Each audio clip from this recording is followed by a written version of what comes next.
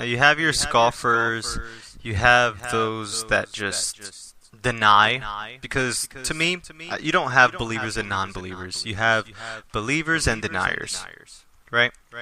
So let's begin with what happened August 21st, which was the American eclipse. The eclipse lasted 3 hours. It was from, I believe it was from Oregon, and it stretched all the way over to South Carolina. And lots of people know this already. In Joel 2, verse 31, it says, "The sun shall be turned into darkness, and the moon into blood, before the great and terrible day of the Lord come." In Acts 2, verse 20, it says, "The sun shall be turned into darkness, and the moon into blood, before the great and notable day of the Lord come." Literally, only one word is different between these two phrases. Okay? Now, the funny thing is, you don't see people paying attention to what happened on August 18th. You don't see many people paying attention to August 18th, and August 18th was very important. You know why? Because here is what happened in the New York sky.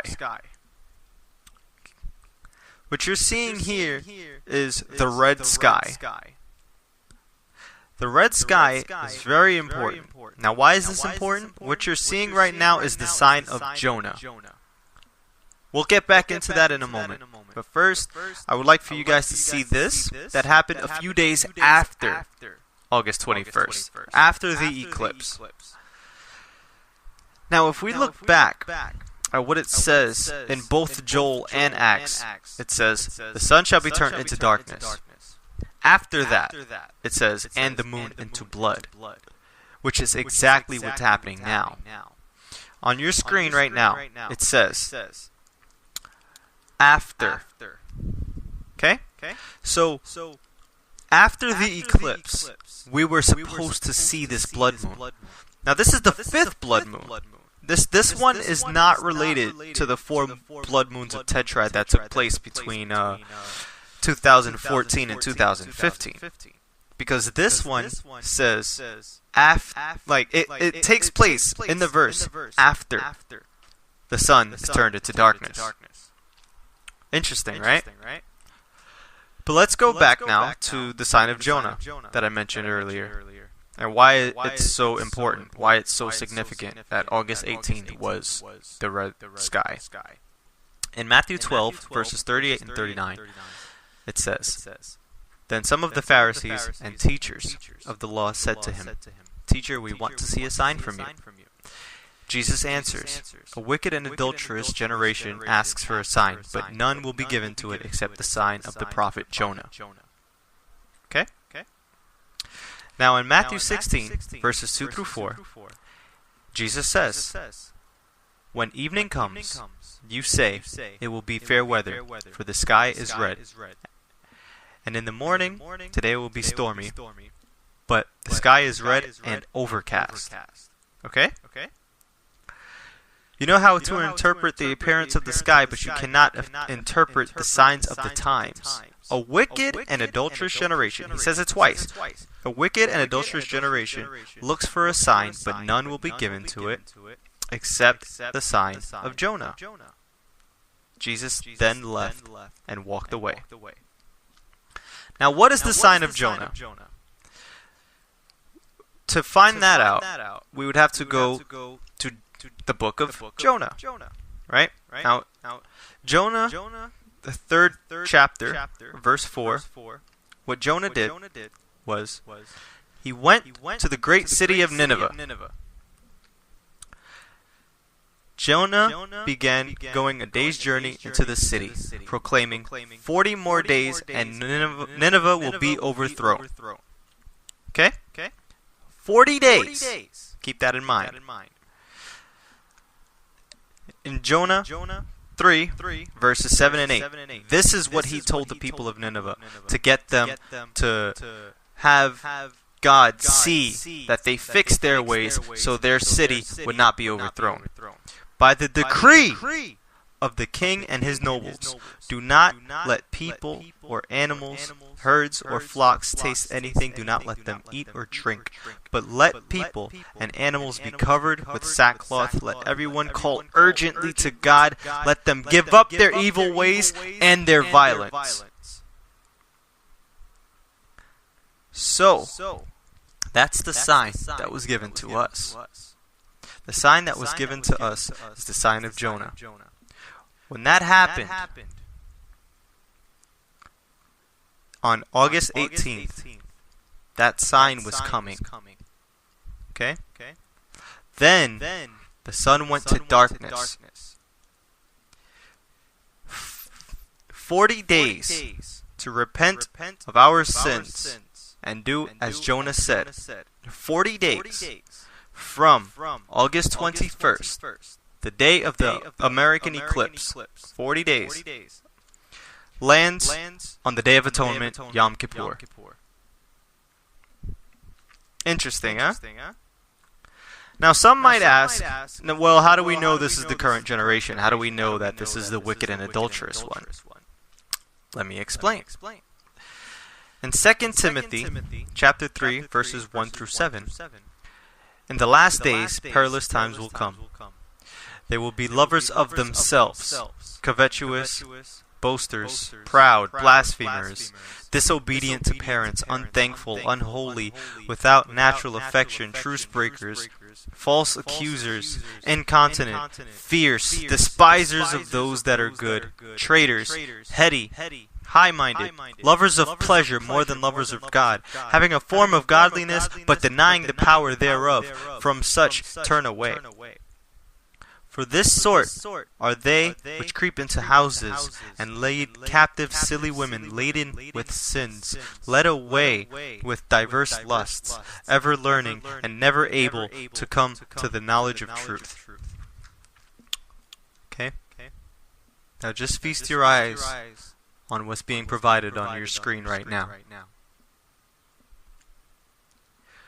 I think that anyone can do what they want in life. It doesn't matter what anyone else thinks. If you want to be a drag queen and your parents don't let you, you need new parents. If you want to be a drag queen and your friends don't let you, you need new friends. What you're seeing is literally a club where you can commit adultery and fornication with whomever you want. Let's continue, please. 2 Peter chapter 3, verses 3 through 6.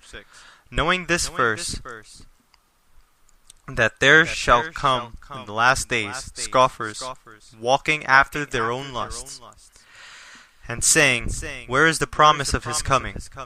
For since the fathers fell asleep, all things continue as they were from the beginning of the creation.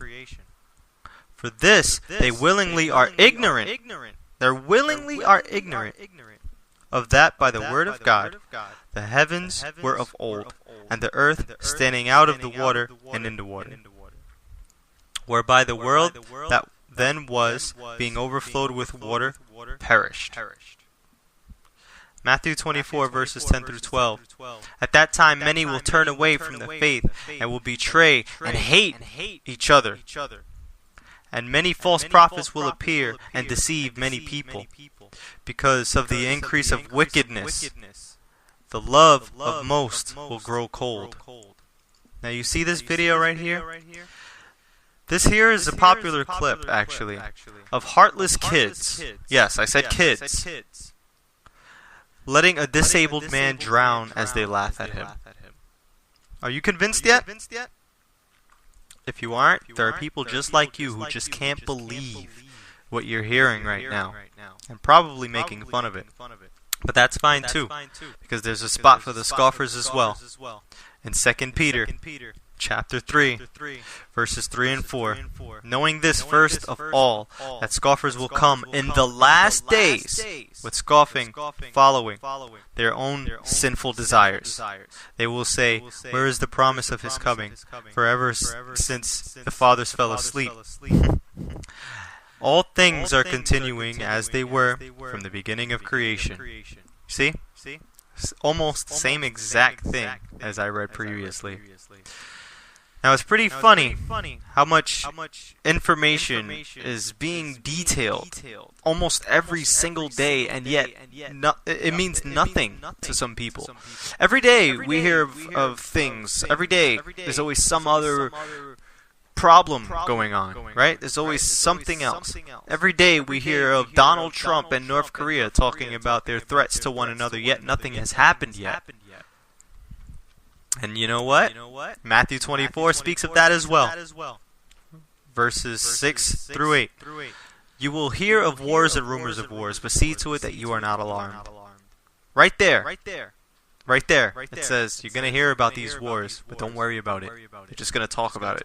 It's not going to happen yet. Right?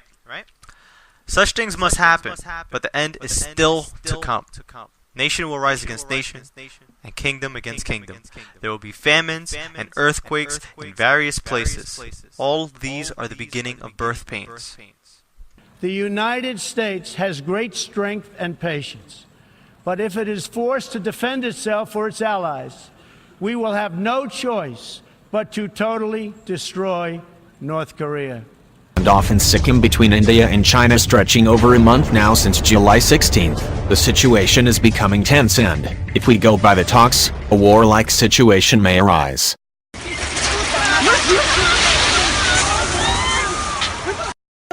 Que se salgan.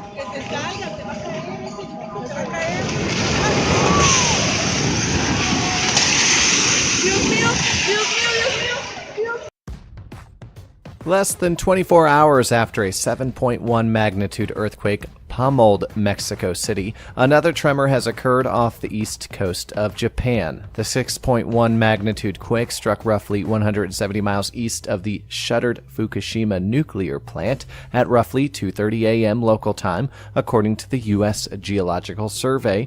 Its hypocenter, the underwater locus of the quake, happened at a depth of about 6 miles. At 7 a.m., people are queuing for bread. Other products have all but disappeared. Toothpaste and toilet paper, before you had to make a queue. Now it's difficult. There's no queue because we don't see them anymore. As the bolivar has plummeted against the dollar, it's gotten worse. Scenes like this are common. More and more people reduced to eating from the rubbish. 9-year-old Ali has just been carried into the local hospital. He's unconscious. But it's not from hunger. Not yet. After 3 years of failed rains, clean water is hard to find. The doctors here believe they're battling a sudden outbreak of cholera. Now here's where things get interesting. It says, all these are the beginning of birth pains. Write that down, keep that in mind. We'll follow up on that in a moment. But for now, let's carry on. Okay? Matthew 24, verse 7 says, for nation will rise against nation, kingdom against kingdom. There will be famines and earthquakes in various places. Mark 13, verse 8, for nation shall rise against nation, and kingdom against kingdom. And there will be earthquakes in diverse places, and there shall be famines and troubles. And these are the beginnings of sorrows. Luke 21, verse 11, there will be earthquakes, famines, and pestilences in various places, and fearful events and great signs from heaven. Now here we go. Let's keep that down. Here it says great signs from heaven. So now we have all these are the beginning of birth pains, and we have great signs from heaven. That's the second one. Keep that down. But let's continue with the other signs given to us that signify the end, like the swarms of locusts from Revelation. Lots of people say, the swarm of locusts never happened. As you can see right now, it definitely did. Revelation 9, verse 3, then out of smoke locusts came upon the earth, and to them was given power as the scorpions of the earth have power. Joel 1, verse 4, what the locust swarm has left, the great locusts have eaten. What the great locusts have left, the young locusts have eaten. What the young locusts have left over, the other locusts have eaten. It's pretty crazy, isn't it? How many signs have been given to us, but yet we haven't really grasped it. The signs continue, though, like the hurricanes. We can't forget about these hurricanes now. These hurricanes happen, and it's very interesting when it happened too. It took place, I believe it was Harvey. It took place, it hit Texas for 3 days. It hit Texas on the 25th, 26th, and 27th of August, I believe. Yes, of August. And I thought, the eclipse happened on the 21st, and the hurricane happened on 25, 26, and 27. Let me check something. So I looked at Luke 21, August 21st, Luke 21, verses 25, 26, and 27. There will be signs in the sun, moon, and stars. On the earth, nations will be in anguish and perplexity at the roaring and the tossing of the sea. People will faint from terror, apprehensive of what is coming on the world. For the heavenly bodies will be shaken. At that time, they will see the Son of Man coming in a cloud with power and great glory. Okay? Here we are again. There will be signs in the sun, moon, and stars. But what you're seeing is the obvious hurricanes that have been twirling about. Hurricane Harvey, Hurricane Irma, Hurricane Jose, Katia, Lee, Maria. 6 hurricanes so far, and I'm probably missing some. All of these have been reported, but the footage that you're seeing right now is from Hurricane Harvey and Irma. With all this water being tossed everywhere, some areas and beaches are completely dry. Observe. Look right now. Look right now. Isaiah 19 verse 5, it says, "And the waters shall fail from the sea." Okay? The waters shall fail from the sea, and the river shall be wasted and dried up. Now we have Hurricane Maria still twirling about as the time of this right now. But now we should see what else is coming up next. What do you mean by that? I'll tell you. Since all of these signs have been happening, and mind you, this is only from August 18th of the red sky to, the eclipse on the 21st, the hurricanes on the 25th, and so on, and still to this day. Still. And what's going on in the UN? Because just because this is what's happening doesn't mean that we have to take our eyes off of what people are saying. We got to keep our ears open. Declare safety and peace. Right? Look right here.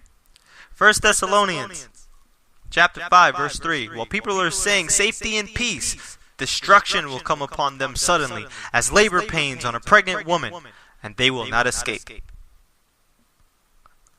Now this is the theme for the International Day of Peace. And what do you know? Declaring peace and safety on September 21st. Let's not ignore where it says, as labor pains on a pregnant woman. Put that down with your notes, because we're going to cover that in a minute. Let's take all of those of which I said and pay attention to it really soon.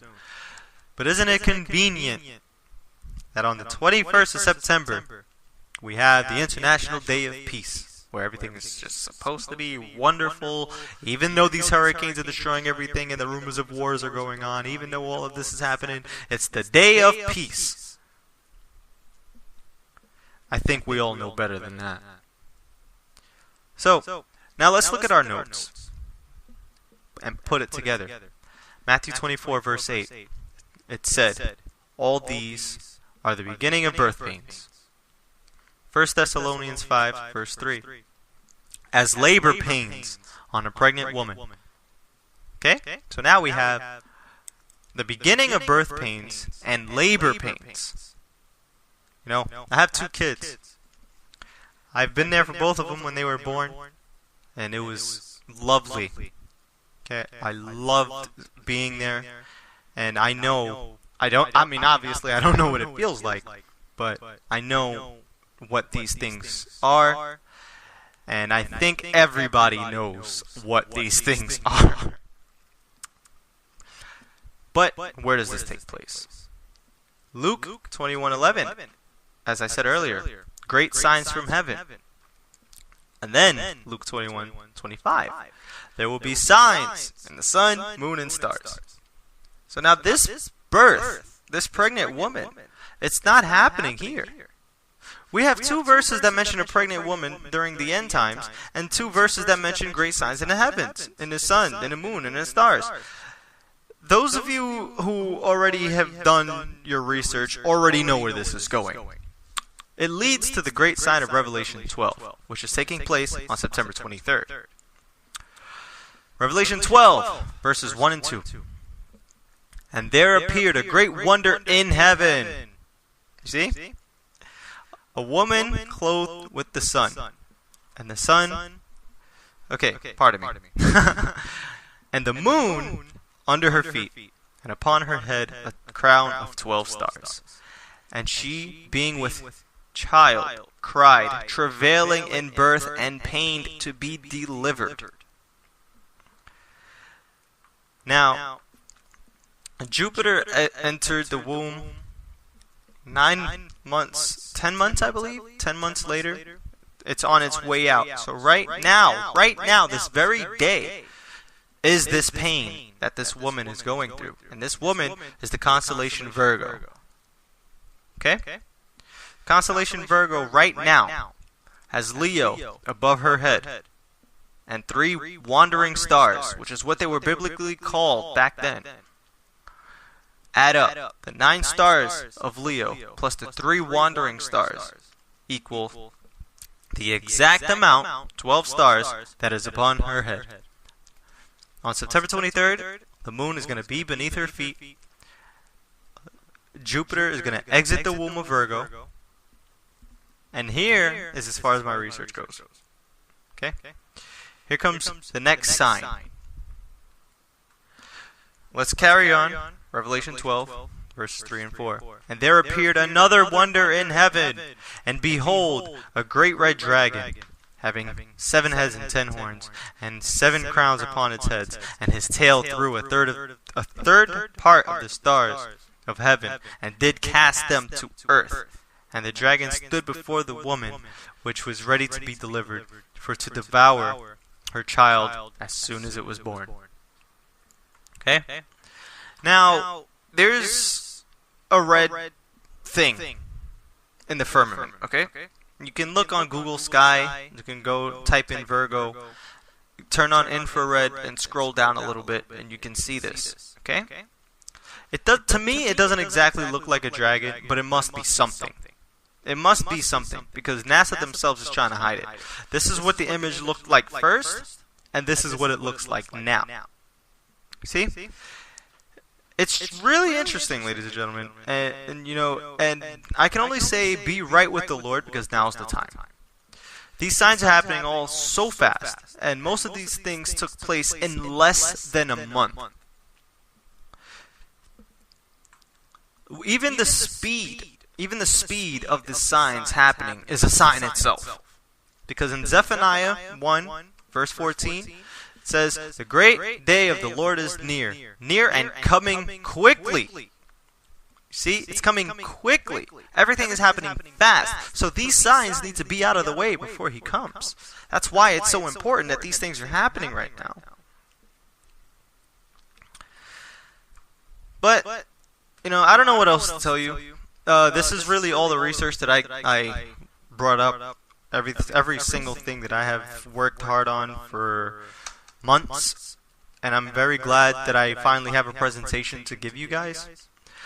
If you're holding a grudge against anybody, just let it go.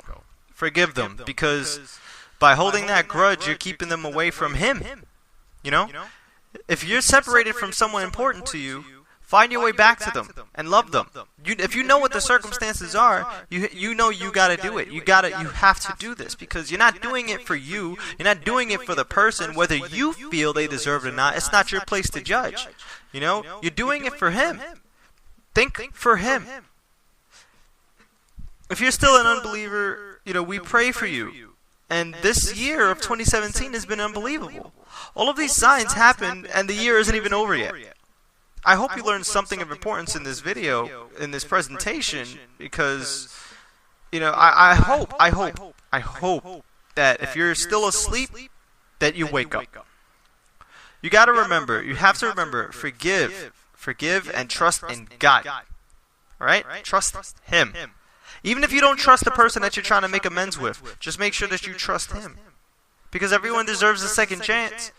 Jesus said that himself in Matthew 18 verses 21 and 22. When Peter came to Jesus and asked, Lord, how many times shall I forgive my brother or sister who sin against me? Up to 7 times? You know, like he put a limit on it. Jesus answered, I tell you, not 7 times, but 70 times 7 times. You know, there's no thing there. There's no limit as to how many times. Because if there was a limit on how many times you sinned and you would have asked for forgiveness, He would have already said, no, you messed up too many times, you're not coming in my kingdom. But He constantly keeps on forgiving you because that's what He wants.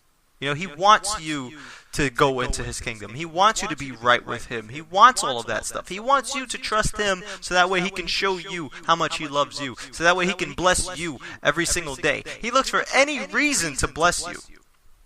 So He's not going to put a limit on how many times you should forgive somebody, because then if He were to do that, He would put that limit on Himself. I'll leave you all with this. Okay? Ladies and gentlemen, do the right thing. Love your mom. Love your dad. Love your sisters. Love your brothers. Love your neighbors. Love your girlfriend. Love your boyfriend. Love your wife. Love your husband. Love your daughters. Love your sons. You know, show everyone you love them. Your animals. Your plants. Love it. Because you just don't know when you're going to see them again. Whatever you're doing wrong, confess it to Christ. Just confess it to Him and ask Him for help so you can stop doing that bad habit. Be true to Him. And do the right thing. That's the most important thing that I can possibly say right now. There's not a lot of time left. Even Johnny Cash once said in the song God's Gonna Cut You Down, you can throw your rock and hide your hand, working in the dark against your fellow man, but as sure as God made black and white, what's done in the dark will be brought to the light. You know what? I'll leave you guys with that. This has been the Punisher 026, and I love you, ladies and gentlemen. God bless you.